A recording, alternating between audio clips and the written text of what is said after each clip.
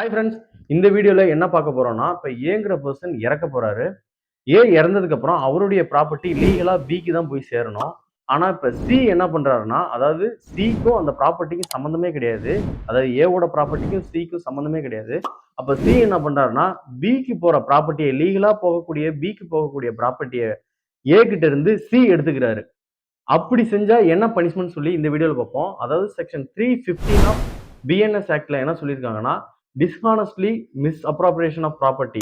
அதாவது இறந்து போற நபர்கிட்ட இருந்து சட்டப்படி அவருடைய ப்ராப்பர்ட்டி யாருக்கு போகணுமோ அவங்களுக்கு போக விடாம இன்னொரு நபர் வந்து அந்த ப்ராப்பர்ட்டி எடுத்துக்கிட்டாங்கன்னா அவங்களுக்கு வந்து 3 ஆண்டுகள் சிறை தண்டனை மற்றும் அபராதமும் விதிக்கணும்னு சொல்லியிருக்காங்க. அதுவே இந்த அஃபென்ஸை வந்து ஒரு ஓனர் கிட்ட இருந்து ஒரு லேபர் பண்ணிட்டாருன்னா, அதாவது அந்த ஓனர் இறக்க போகும்போது இவர் லேபர், அதாவது கிளர்க் இல்லைன்னா சர்வன்ட்னு சொல்லுவோம்.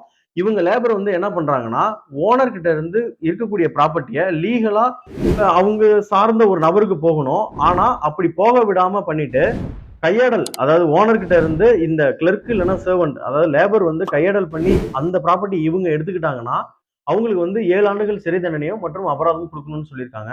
தேங்க்யூ.